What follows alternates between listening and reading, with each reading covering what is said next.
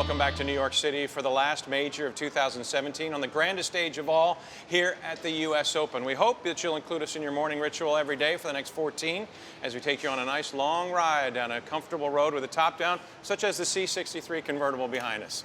Welcome to U.S. Open Morning Drive presented by Mercedes-Benz.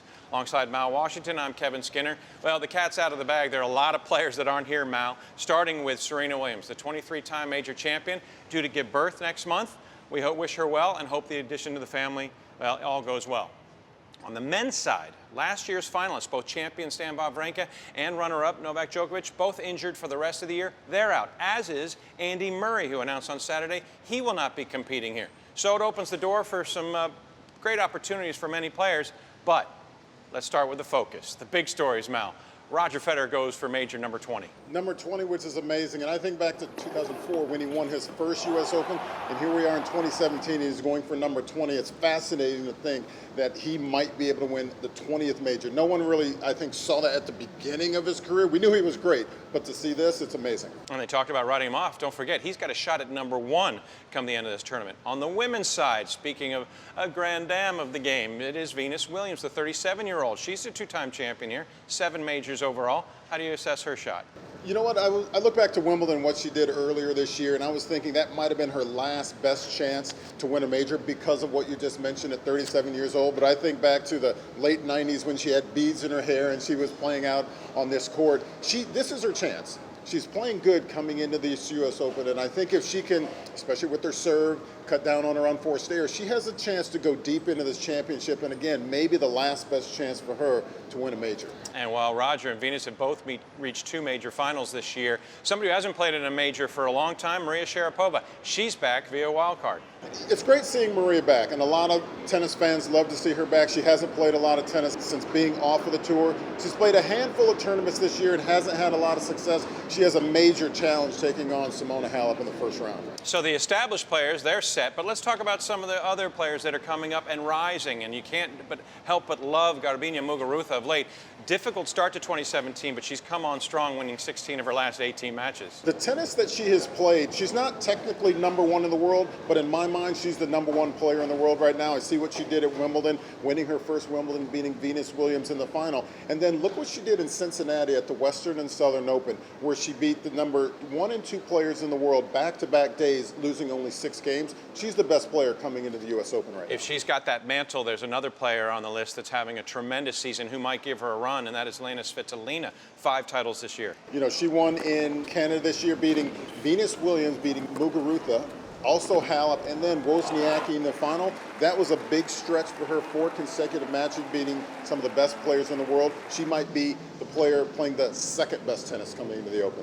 With all the men that are out and the focus really being on Rafael Nadal and Roger Federer in the men's draw, how can anyone overlook the phenom from Germany? We're talking Alexander Zverev, who has a fantastic 2017 resume already. He is one of those players, and we're looking for that on the American side as well, one of those young guys we're looking, who's going to overtake the big 5 on the tour and start winning those ATP 1000, start winning those majors? Well, this is the guy. He did it in Canada this year, and what I was impressed with is he beat Roger Federer in the final. It is so difficult to beat Federer when he's on a roll in a final. Zverev was able to do it. Yeah, winning in Rome and in Montreal, most importantly, Zverev, a great shot at the final hardcourt major of the year.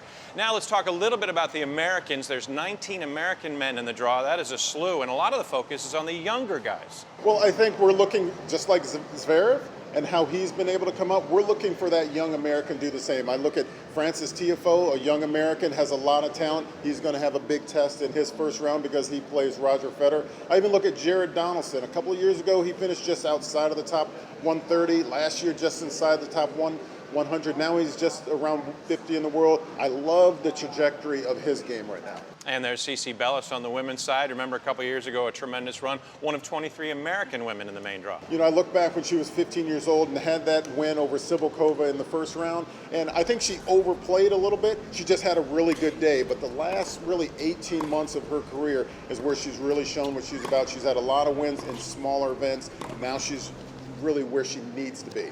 Well, let's transition towards a couple matches today quickly to get through those. Let's talk about Sandgren, the American. Tennis Sandgren had the good news, bad news scenario saying he was going to have to face Andy Murray, but he was out due to injury. The bad news is that he takes on the 2014 champion, Marin Cilic. And that's going to be a tough challenge for him because Cilic on this very court is one of the best players in the world. Big serve, big game, and I think he's definitely going to be the favorite in that match. Cilic hasn't played a match since losing the Wimbledon final to Federer 6 weeks ago. And our last match is, of course, the big one of the night that's so much attention on. Simona Halep taking on Maria Sharapova. Halep had a shot at #1 in Cincinnati, came up short against Muguruza. She's 0-6 lifetime against Sharapova, but if she's going to get her, this is a great opportunity. Well, Simona Halep is playing really good tennis right now, and this is not the matchup I think either one of them wanted in the first round of a major, but you know what? You get out there, you put your game on the line, and you see who's playing best tennis. I suspect that Simona Halep will win that.